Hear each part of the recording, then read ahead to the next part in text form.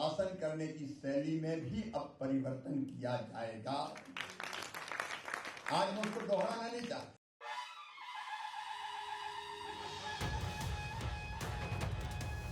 मुख्यमंत्री शिवराज सिंह चौहान ने मिशन 2023 की तैयारी शुरू कर दी है, लेकिन उन्होंने इसके संकेत मार्च में ही दे दिए थे, जब चौथी बार उन्होंने प्रदेश की कमान संभाली।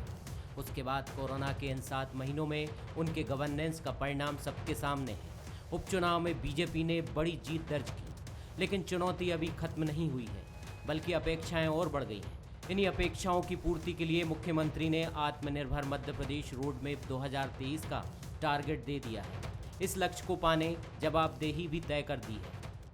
और चीफ सेक्रेटरी का मतलब है पूरी ब्यूरोक्रेसी को, उनको तुरंत प्रभावी क्रियान्वयन की योजना बना के मेरे सामने प्रस्तुत करनी होगी, और जो योजना और रोड मैप बनेगा उस पर चलना होगा। उसके लिए हर महीने मुझे हिसाब देना होगा, चाहे वो जिले के मैदानी अफसर हो और चाहे वो वल्लभ भवन के अधिकारी हो। दिन और रात हमको परिश्रम करना है।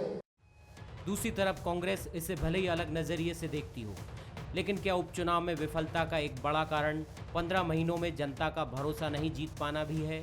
हालांकि हार के बाद कमलनाथ ने भी 2023 की लड़ाई ताकत से लड़ने का मन बना लिया है। कमलनाथ जी कहीं नहीं जाने वाले हैं। कमलनाथ जी भोपाल में रह रहे थे, भोपाल में रह रहे हैं और भोपाल में ही रहेंगे। पूरे मध्य प्रदेश के कांग्रेस के कार्यकर्ताओं का नेतृत्व कमलनाथ जी आज भी कर रहे हैं और आने वाले समय में भी करते रहेंगे। गुड गवर्नेंस की जो पूरे देश की लिस्ट आई थी उसमें नंबर 1 मध्य प्रदेश सुव्यवस्थित उसमें मिला। मध्य प्रदेश की जीडीपी देश में सबसे तेज बढ़ने वाला है राज्यों में मध्य प्रदेश रहा, और यही कमलनाथ जी की खूबी थी कि उनके अनुभव का लाभ मध्य प्रदेश को मिला था, उनकी दूरदृष्टि का लाभ मिला था। एक तरफ अपनी कमियों को स्वीकारना कठिन काम है, तो दूसरी तरफ विकास के काम बड़ी ताकत माने जा रहे हैं, जिसका जिक्र बीजेपी के सर्वोच्च नेता पीएम मोदी अपने भाषण में अक्सर करते हैं। राम काजू कीने बिनु मोही कहाँ विश्राम।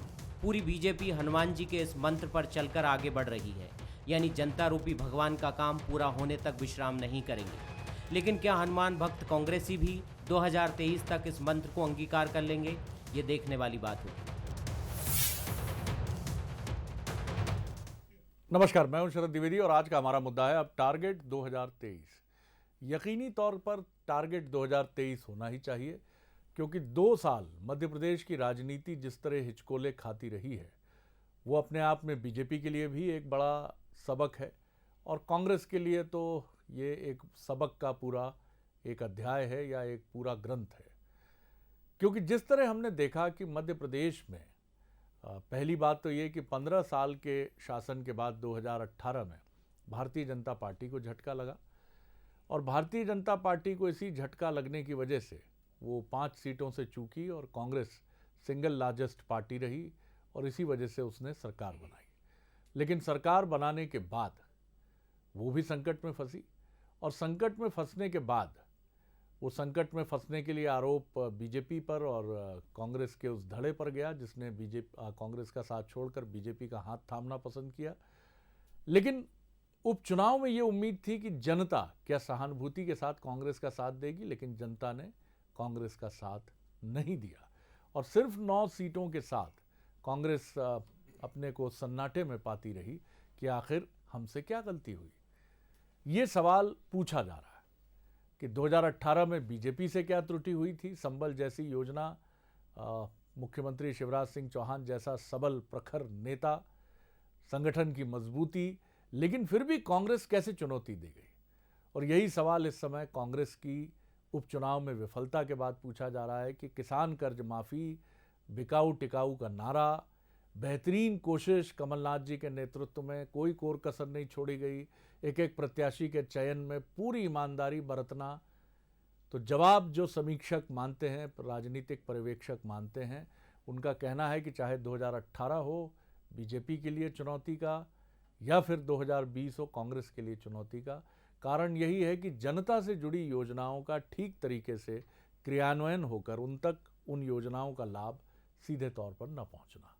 कितनी सच्चाई है ये और आगे वक्त बताएगा, लेकिन बात वजनदार लगती है, क्योंकि कांग्रेस के करीब करीब 1.5 साल के शासन में क्या इतनी एंटी इनकम्बेंसी क्रिएट हो गई कि कोई सहानुभूति की लहर नहीं बन पाई। और कारण क्या था? क्या किसान कर्ज माफ़ी ठीक से इम्प्लीमेंट नहीं हुई, या पिछली सरकार यानी बीजेपी सरकार की योजनाओं को जो बंद करने जैसी बात हुई? कई बड़े प्रश्न हैं, आज हम इस पर बात करेंगे। यानी लोकतंत्र में अगर आपका डिलीवरी मैकेनिज्म अच्छा होता है, अगर आप जनता से जुड़ी योजनाओं को, क्योंकि उत्तर प्रदेश में जब विधानसभा चुनाव हुए थे तो बीजेपी की सफलता का कारण उज्ज्वला योजना को एक बड़ा फैक्टर माना गया था। मनरेगा इसके पहले यूपीए की सफलता का एक बहुत बड़ा कारण मानी गई थी, और यही वजह रही कि वो 10 साल तक सत्ता में रही। भावनात्मक विषय सतह पर आते बड़ी तेजी से हैं, लेकिन उतनी तेजी से चले भी जाते हैं। आज हम इसी पर बात करेंगे। जो मेहमान हमारे साथ हैं उनसे मुलाकात कर लीजिए। मेरे साथ भोपाल स्टूडियो में हैं वरिष्ठ पत्रकार, राजनीतिक विश्लेषक संदीप पौराणिक जी, बहुत स्वागत करता हूं। इंदौर से हमारे साथ जुड़ रहे हैं कांग्रेस के सीनियर लीडर और सेवा दल मध्य प्रदेश के पूर्व प्रमुख योगेश यादव जी, उनका मैं बहुत स्वागत करता हूं। और ग्वालियर से हमारे साथ जुड़ रहे हैं भारतीय जनता पार्टी के सीनियर लीडर मोहन सिंह राठौर साहब, उनका भी मैं बहुत स्वागत करता हूँ। सबसे पहले संदीप जी, आप ही की एक टिप्पणी लेकर हम आगे बढ़ते हैं। किस तरह आप देखते हैं कि डिलीवरी और जनता से जुड़ी योजनाओं को बहुत प्रभावी तरीके से, जैसा आपने वायदा किया है वैसा वायदा आप पूरा करके आगे ले जाएं? क्योंकि मध्य प्रदेश में भी अगर आप बात करें 2008-2013, तो ये माना गया था कि सरकार जो बीजेपी की सरकार रही, 3 बार सफलता मिली, उस सरकार ने बहुत तेजी से अपना काम किया और लोगों तक लाभ पहुंचाए। 2018 में जरूर कुछ प्रश्न उठे थे, और शायद यही वजह है कि शिवराज जी इस बार कोई भी जोखिम उठाने के मूड में नहीं है, और वो एक ऐसे राजनेता हैं कि एक चुनाव जीतकर अगले चुनाव की तैयारी तुरंत शुरू कर देते हैं। क्या कहेंगे? शरद जी, ये बात सही है कि 2018 के चुनाव में बीजेपी के खिलाफ थोड़ा सा माहौल था, और यही कारण रहा कि 5 सीटों से वो पीछे रह गए। कहीं ना कहीं ये बात तब भी आई थी कि जो डिलीवरी मैकेनिज्म है वो बेहतर नहीं था अंत के सालों में, और जनता में असंतोष भी पैदा हो गया था। जहां तक हम कांग्रेस की बात करते हैं तो कांग्रेस ने योजनाएं भी अच्छी बनाई, काम करने की कोशिश भी की, उपचुनाव भी पूरी ताकत से लड़ा, लेकिन इनका भी वही डिलीवरी मैकेनिज्म जो है वो उतना सफल नहीं हुआ जितनी लोग अपेक्षा करते थे जी। उपचुनाव हुआ, उपचुनाव में बीजेपी फिर जीती। अगर हम ये देखते हैं तो मध्य प्रदेश के वर्तमान मुख्यमंत्री और पूर्व मुख्यमंत्री, दो में थोड़ा सा अंतर है। शिवराज सिंह चौहान एक आम आदमी के नेता दिखते हैं, और लोगों को ये भरोसा है कि जो वो कह रहे हैं वो होगा। कमलनाथ जी के पास टाइम उतना नहीं मिल पाया, क्योंकि जो कांग्रेस है या सरकार है वो ये उम्मीद लेके चल रही थी कि वो 5 साल रहेंगे, और जिन जिन वादों को उन्होंने किया है, जहां कमी रह जाएगी उसे आगे जाके दुरुस्त करेंगे। उन्हें समय नहीं मिला, समय कम पड़ गया और उपचुनाव आ गए, लिहाजा कांग्रेस पिछड़ गई। जी योगेश जी, आपकी टिप्पणी चाहूँगा। शिवराज जी का जैसा मैं फिर दोहरा रहा हूँ कि वो एक ऐसे नेता हैं कि एक चुनाव जीत कर वो अगले चुनाव की तैयारी में जुट जाते हैं, चाहे वो नगर निगम का चुनाव हो, पंचायत का हो या 2023 हो। और जिस तरह से उन्होंने ब्यूरोक्रेसी के लिए अपनी शैली में विनम्रता से ही बात कही, लेकिन पूरी दृढ़ता से बात कही है, तो वो ये समझ रहे हैं कि डिलीवरी मैकेनिज्म को दुरुस्त रखना ये एक बहुत ज़रूरी चीज़ है। शायद आपसे चूक हुई डेढ़ साल के आपके शासनकाल में, जिसकी वजह से तमाम सहानुभूति, तमाम बड़े राजनीतिक घटनाक्रम का फ़ायदा नहीं मिल पाया। ये तो खैर और ज़्यादा आगे स्पष्ट होगा। बहरहाल आप किस तरह देखते हैं पूरे मामले को? जी शरद जी, बात और दुर्भाग्य इसी बात का तो है मध्य प्रदेश की जनता का कि शिवराज सिंह जी एक चुनाव के बाद दूसरे चुनाव में संलग्न हो जाते हैं, दूसरे चुनाव की तरफ अपना मैनेजमेंट शुरू करते हैं। और सबसे पहली बात तो मैकेनिज्म की बात जब शुरू होगी कि जब हम ये राजनीति की चौसर की चालें और इसको बैठा पाए, कवायद कर अभी इस बात की कवायद शुरू हो चुकी है अभी कि मंत्रिमंडल का गठन कैसे किया जाएगा। अब ये एक ऐसा सवाल है कि निश्चित ही इसमें प्रशासनिक क्षमताओं पर प्रश्न चिन्ह उत्पन्न होगा।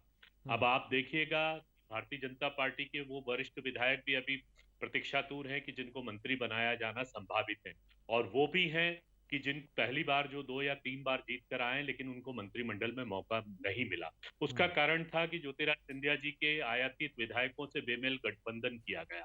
अब वो गठबंधन करने के बाद तुष्टीकरण की नीति के अंतर्गत आपने उनको परोस दिया, मंत्री बना दिया, आप बन गए। अब चूंकि सरकार बनाना है तो सरकार के मामले में आप जानते हैं शरद जी, क्षेत्रीय संतुलन, जातिगत संतुलन और क्षमतावान मंत्री जिसमें नैसर्गिक प्रतिभाओं हो, जिसमें एक बुद्धि हो, जैसा आप डिलीवरी मैकेनिज्म की बात कर रहे हैं, उतना बुद्धि चातुर्य हो, प्रशासनिक क्षमताएं हो, तो ये बहुत सारे प्रश्न अभी सामने उत्पन्न होते हैं। अभी एक सामने आया एक प्रश्न जो सामायिक संदर्भ में मेरा कहना उचित होगा, इसको राजनीतिक पूर्वाग्रह ना माने। मोहन भाई बैठे हुए हैं, ये इमरती देवी के सहयोगी हैं, और इन्होंने काफी कार्य किया है इमरती देवी जी के साथ। अब इमरती देवी का पोस्टर के रूप में इस्तेमाल करना और भारतीय जनता पार्टी की तरफ से उनको पूरा राजनीतिक तरीके से, जिसको दोहन कहा जाता है, अब क्या भारतीय जनता पार्टी उनको मंत्री कैबिनेट के रूप में रखेगी या नहीं रखेगी? ज्योतिराज सिंधिया जी के हारे हुए 7 विधायक हैं, अब वो किस स्थिति में निर्मित होंगे? तो ये बहुत सारे उलझाव से जब सुलझाव की तरफ बढ़ेंगे शिवराज सिंह जी, तो सबसे पहले प्रश्न ये उत्पन्न होगा कि आप 2023 का जो आप अपने तरफ से एजेंडा प्रस्तुत कर रहे हैं, या जो आपने एक पत्रकार करके एक विजन अपना प्रस्तुत किया है, तो मैं पूछना चाहता हूं कि आपके पिछले उसका एक समीक्षात्मक दृष्टिकोण हो जाए कि जब आपने ग्लोबल मीट की बात की थी या चुस्त प्रशासन की बात की थी, सजग प्रशासन की बातचीत की थी, तो पहले हम उनको टिक करके बैठे कि 26,000 जो घोषणाएं थी उन पर हमारी शुरुआत हो, और उसके बाद हम विजन आए, मैकेनिज्म पर आए तो कर सकते हैं। और मुझे लगता है कि ये संशय रहेगा और ये मध्य प्रदेश का जो दुर्भाग्य है वो दुर्भाग्य ही बना रहेगा। जहां तक कांग्रेस का सवाल है, मैं एक आपने जो कहा था कि संक्षेप में जी जी जी ठीक है, मैं सेकंड उसमें कर लूंगा बिल्कुल। हाँ, मुझे लगता है मैं आऊंगा दूसरे राउंड में, तो आप जो विजन से जुड़ी और चीजें हैं, मोहन जी आप क्या कहेंगे? डिलीवरी मैकेनिज्म यही जीत का मंत्र है, और ऐसा प्रतीत होता है कि कांग्रेस के इस डिलीवरी मैकेनिज्म को लेकर, हालांकि ये कहा जाता है बाय इलेक्शन हमेशा सरकार को फेवर करते हैं, लेकिन ये बाय इलेक्शन नहीं थे, ये एक तरह का चुनाव ही था, और जैसा 2018 का चुनाव था, यानी इसको एक 5 साल चुनाव से किसी मायने में कम नहीं देखा जा सकता है। और कांग्रेस के पास कई प्लस थे, सहानुभूति की लहर का दावा था, उसका दावा ये भी था, जो स्वाभाविक भी है कि हो भी सकता था लोगों के मन में, लेकिन उसके बाद जिस तरह बीजेपी के पक्ष में चीज़ें आई हैं वो ये बताती हैं कि लोग कांग्रेस को मौका नहीं देना चाहते थे, ऐसा प्रतीत होता है। और यही वजह है कि बीजेपी एक अच्छी खासी बढ़त लेकर इस चुनाव में एक राजनीतिक स्थायित्व की सरकार बनाने की तरफ बढ़ चली।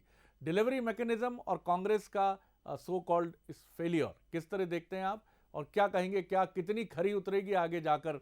अगर मैं बात करूं भारतीय जनता पार्टी की कड़ी चुनौती है आपके सामने भी।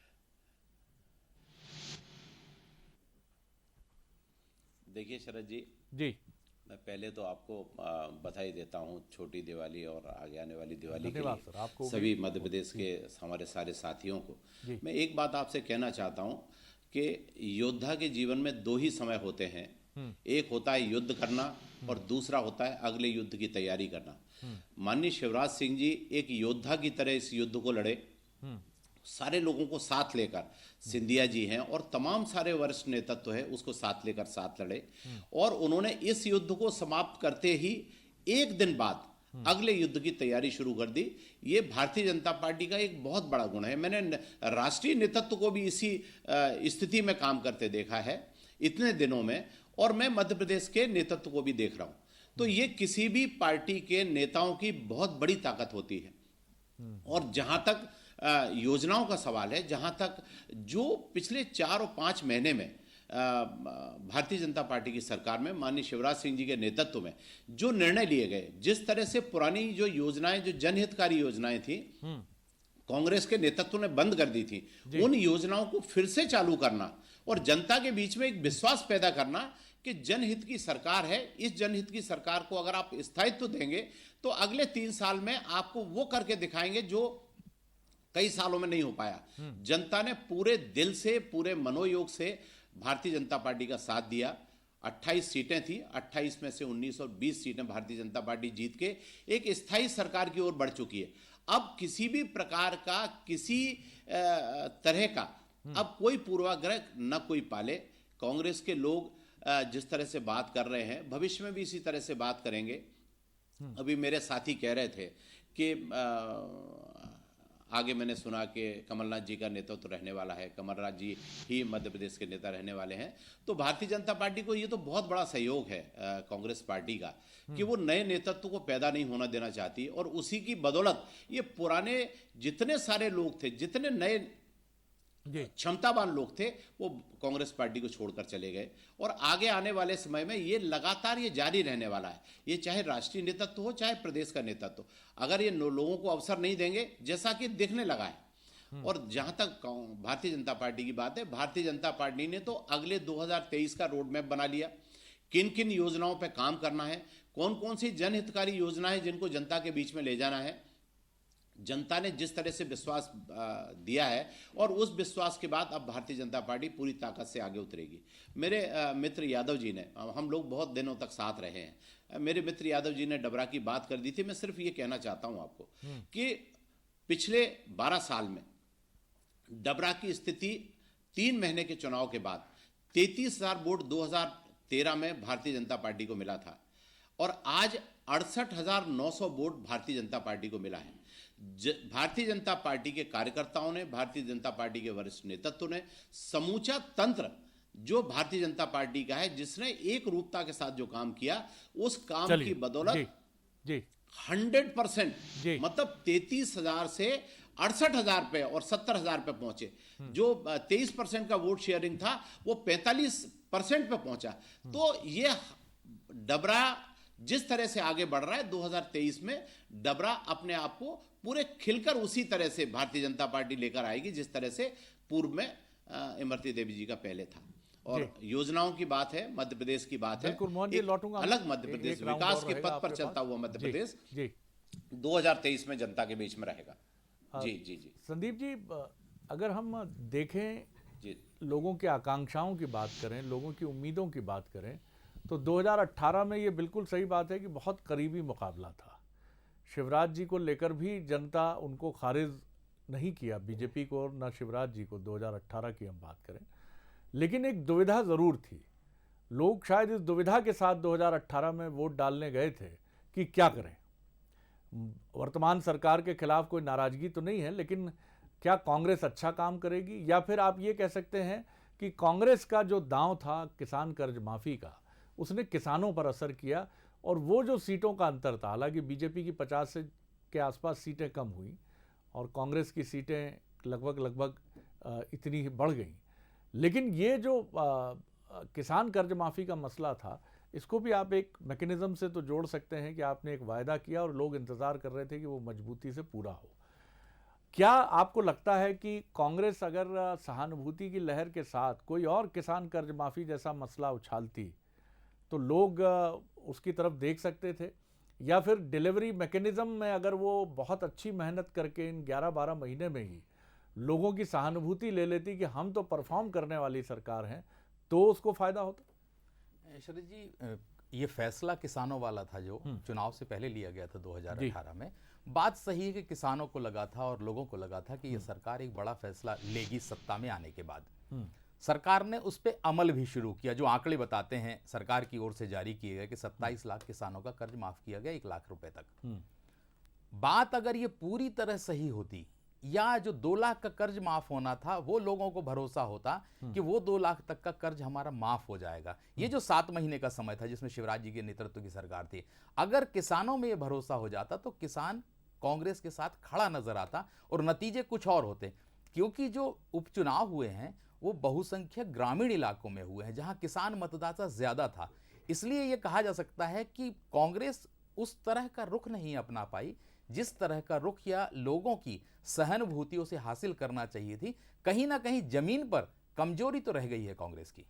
जी यादव साहब, कमजोरी मैं ये नहीं कहूँगा कि डिलीवरेंस की ही या डिलीवरी मैकेनिज्म की ही रही है, कमजोरियाँ और भी हैं, और लेकिन ओवरऑल आपके पास कोई एक शॉट ऐसा ज़रूर होना चाहिए जब आप चुनाव रूपी मैच में उतरते हैं जो आपका ब्रह्मास्त्र बन सके। जैसे किसान कर्ज माफ़ी 2018 में आपके लिए ब्रह्मास्त्र साबित हुआ था, और जिसने बीजेपी जैसी मजबूत पार्टी को भी अचंभित कर दिया था कि आखिर संबल जैसी योजना पर कैसे किसान कर्ज माफ़ी भारी पड़ गई।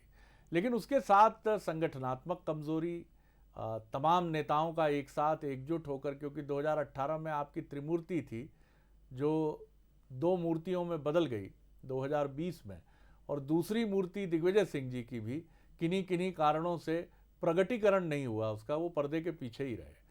तमाम चीज़ें आपके सामने हैं। सबसे बेहतर जज कांग्रेस ही है, क्योंकि उसी को देखना है और उसी को समझना है। क्या सबक आप मानते हैं इससे लिया? डिलीवरी मैकेनिज्म तो बेहतर हो ही, लेकिन और चीज़ों को भी दूर करने की मजबूती से ज़रूरत है। और सबसे बड़ी चीज़ तो है कि 2023 की तैयारी शुरू करनी है, शंख अभी से बजना चाहिए। शरद जी, निश्चय ही हम कांग्रेस जन जितने भी कार्यकर्ता या हमारे लीडर वो आंख पर पट्टी बांधकर नहीं बैठेंगे। आत्मचिंतन और आत्ममंथन का दौर है और निश्चय ही कांग्रेस इस मामले में बहुत ही सूक्ष्म तरीके से अपने कार्य करेंगी। जहां तक मैं कमलनाथ जी की प्रामाणिकता का और उन पर कोई संदेह नहीं कर सकते हैं और कांग्रेस के किसी भी कार्यकर्ता को संदेह नहीं है, क्योंकि उन्होंने, अब आप देखिएगा कि हमने एक जगह पौधारोपण किया था, पौधारोपण में फल बड़े और वो फल तोड़कर भारतीय जनता पार्टी लेकर चले गए, तो फिर हमें एक बंजर भूमि को तैयार करना पड़ा। एक साइकोलॉजिकल रहता है मतदाता के सामने कि 2018 को किसी को यदि वोट दिया था तो स्वाभाविक तौर पर थोड़ा सा रुझान उस व्यक्ति के प्रति रहता है, तो व्यक्ति वोट भी हुआ है। भारतीय जनता पार्टी ये ना माने कि भारतीय जनता पार्टी को ही वोट मिला है। हमारे कांग्रेस के ही जो गए हुए थे आयातित लोग, जो हमारे द्वारा तैयार किए गए फल थे, फिर हमें बंजर जमीन मिली, फिर हमने पौधारोपण किया और एक बहुत बढ़िया आइडल, मैं बतलाता हूँ, मेरे देखने में, मेरे राजनीति के 45 साल के कार्यकाल में कमलनाथ जी ने जिस तरीके से संगठनात्मक तरीके से सफलता असफलता है दूसरे माने रखते हैं, लेकिन फिर भी अब प्रश्न ये उत्पन्न आते हैं। मैं ये प्रश्न करना चाहता हूँ भारतीय जनता पार्टी से कि चलिए, आपने 27 लाख जो हम लोगों ने किसानों का कर्जा माफ किया था, आप पहले दिन से कहते रहे किसानों का कर्जा माफ नहीं हुआ, नहीं हुआ, नहीं हुआ, और आप इसमें कामयाब हो गए और हम कम्युनिकेशन शायद नहीं कर पाए और हमारी बात कम्युनिकेट नहीं हो पाई। लेकिन मैं अब पूछना चाहता हूं भारतीय जनता पार्टी से कि क्या आप किसानों का कर्जा माफ करेंगे? पहली बात ये। दूसरा, मैग्निफिसेंट में जो एक दिन में 8,000 करोड़ के एमयू हुए थे, क्योंकि मध्य प्रदेश के हालात आर्थिक स्तर पर बहुत ज्यादा खोखले हैं, तो क्या उस पर आप काम करेंगे या वरना पहले जैसे ग्लोबल बीट जैसा वैसे के ढाक के 3 पात हो जाएंगे? तीसरी बात, प्रशासनिक चुस्तता के संदर्भ में, चाहे युवाओं को रोजगार के संदर्भ में हो, ये बहुत सारे प्रश्न है। रोड मैप की बात मैं जब करूंगा कि जब इससे पहले आप, क्योंकि शरद जी आप मैकेनिज्म की बात कर रहे हैं, तो क्या पिछली बातों, सरकार द्वारा किए गए संकल्प या कांग्रेस की तरफ से बढ़ती हुई प्रगति जो 15 माह में चमत्कारिक कार्य हुए थे, क्या उन पर कार्य होगा?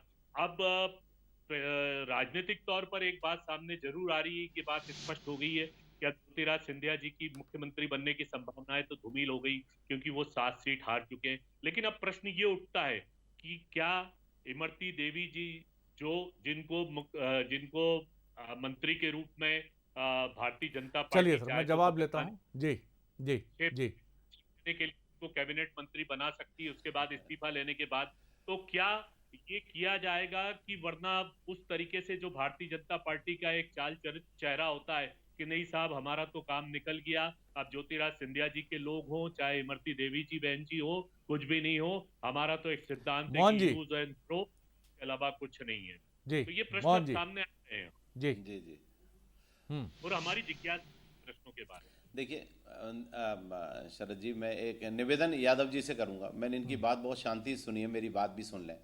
जो आपका कहना है कि किसानों के कर्ज माफी पे भारतीय जनता पार्टी क्या करेगी, आपके संकल्प आपने पूरे नहीं किए। आपको अधिकारी नहीं है कि आप भारतीय जनता पार्टी से ये प्रश्न करें। आपको 1.5 साल का समय मिला था, आपने 10 दिन के अंदर कर्जा माफी की बात की थी। आप 1.5 साल में जो नहीं कर पाए, उसके प्रश्न आप भारतीय जनता पार्टी से पूछना चाहते हैं। भारतीय जनता पार्टी का अपना विकास का एजेंडा है। भारतीय जनता पार्टी के पास जनहित की बहुत सारी योजनाएं हैं। उन सारी योजनाओं को लागू करने का प्रथम कर्तव्य भारतीय जनता पार्टी का है। और उसके बाद अगर जनता की तरफ से, अगर किसानों की तरफ से, किसानों की दशा को सुधारने की दृष्टि से अगर कोई भी कार्य करना होगा, तो भारतीय जनता पार्टी पीछे नहीं हटेगी। भारतीय जनता पार्टी के हमारे माननीय मुख्यमंत्री शिवराज सिंह जी ने कहा है कि पैसे की कमी किसी भी योजना के लिए, जनहितकारी किसी भी कार्य के लिए पैसे की कमी नहीं होने दी जाएगी। और आप देखिए पिछले 5-6 महीने में मतलब कांग्रेस पार्टी पिछले 1.25 साल के अंदर केवल पैसे का रोना रोती रही। कांग्रेस पार्टी कहती रही कि हम कुछ भी नहीं कर पाएंगे। ये 6,000 जो पेंशन 600 रुपये थी, उस पेंशन की 1,000 रुपये की बात करते थे। ये 25,000 रुपये से बेटियों को 51,000 रुपये की बात करते थे। उनका भी पैसे की कमी का रोना रो के ये नहीं दे पाए। आज ये किसानों के कर्ज माफी और तमाम सारे प्रश्न भारतीय जनता पार्टी के संगठनों नेताओं से करना चाहते हैं, तो आप ये समझ लीजिए आपके संकल्प आपने पूरे नहीं किए।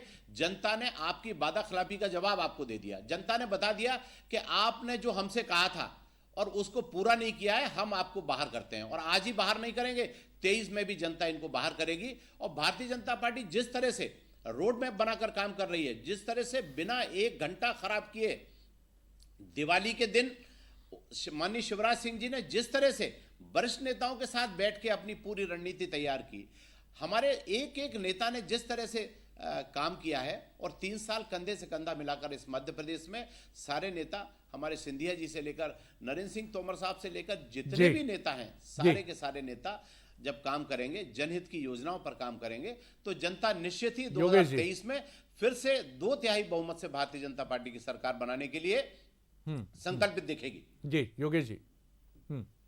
मेरा प्रश्न था, आप कर्ज लेकर तो सरकार चला रहे हैं, कर्ज पर हर 2 माह बाद ये खबर आ जाती है 1,000 करोड़ 1,500 करोड़। आपके पास है कहाँ?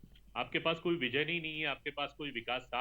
विगत 7 माह में शिवराज सिंह जी चौहान 5 मर्तबा कर्ज ले चुके हैं, और कर्ज पर कर्ज आप कह रहे हैं कि किसी योजनाओं में कमी नहीं होने देंगे, पैसे की कोई कमी महसूस। तो कर्ज लेकर घी पीने से फायदा क्या? कर्ज का कर्जदार तो हमारा उत्तर प्रदेश का नागरिक होता है। 7.5 करोड़ व्यक्ति कर्जदार होते हैं। कर्जदार भारतीय जनता पार्टी। यादव जी आप एक बात याद रखिए, अपने व्यक्तिगत जीवन से लेकर सार्वजनिक जीवन में कर्ज केवल उसको मिलता है जिसकी साख होती है। कर्ज हर आदमी को नहीं मिलता, कर्ज उसको मिलता है जिसकी साख होती है। माननीय शिवराज सिंह जी की साख है। शिवराज सिंह जी जनहित के लिए, जनहितकारी योजनाओं के लिए और गरीब जनता के लिए, किसानों के लिए अगर कर्ज की बात करते हैं तो कोई बुरा काम नहीं कर रहे हैं। शिवराज सिंह जी अपना जो समय मिलेगा 3 साल का, उसमें कर्ज की अदायगी भी करेंगे और तमाम सारी नई योजनाएं लाकर, नए कार्य करके और फंड्स भी पैदा करेंगे। जी योगेश जी, बहुत संक्षेप में 30 सेकंड है आपके पास। जी की जिस तरीके से आप बात कर रहे हैं, अभी तक कोई भी ऐसा मैकेनिज्म सामने नहीं आया है, कोई वैज्ञानिक दृष्टि सामने आई जिससे कि आर्थिक आधार पर हम सक्षम हो चुके। कर्ज लेकर भी घी पीने वाली सरकार के पास कोई विजन नहीं है। मैं निराशाजन्य स्थितियों में जी रहा हूं और मैं नहीं, मध्य प्रदेश का 7.5 करोड़ जनता जीने लग जाएगी। फिर भी दीपावली की जगमग शुभकामनाएं। परमात्मा कृपा करे और इस मध्य प्रदेश का भला करे, और जो कुछ भी है वो ईश्वर के ही हाथ में, ये मानकर चले। हमें तो कोई दृष्टि नजर नहीं आ रही है, राजनीतिक पूर्वाग्रह नहीं है, सीधा तथ्यात्मक आरोप है हमारा। चलिए सरकारों के संचालन सूत्र सरकारों के हाथों में ही रहने दीजिए, ईश्वर के हाथों में मत सौंपिए। इस देश में बहुत सारी व्यवस्थाएं ऐसी हैं जिनके बारे में अक्सर मीडिया भी कहता है, सुप्रीम कोर्ट भी कहता है कि ये भगवान भरोसे चल रही हैं, लेकिन सरकारें अगर भगवान भरोसे चलेंगी तो जनता का भरोसा लोकतंत्र पर कितना होगा, इसको सोचा जा सकता है। संदीप जी, बहुत कम वक्त है मेरे पास, एक कंक्लूडिंग रिमार्क आपका। शरद जी, बीजेपी ने यह तय मान के चलिए कि 2023 की तैयारी शुरू कर दी है। इसके पीछे भी उसकी एक तैयारी है कि पंचायत और नगरीय निकाय के चुनाव में वो जनता तक कैसे पहुंचे। आप इस घोषणा में एक चीज देखिए कि उन्होंने दीनदयाल समितियां बनाने का फैसला किया है। बीजेपी इस योजना के जरिए गांव-गांव तक अपना नेटवर्क बनाएगी और कांग्रेस के सामने चुनौती होगी कि वो इसका मुकाबला करे तो करे कैसे।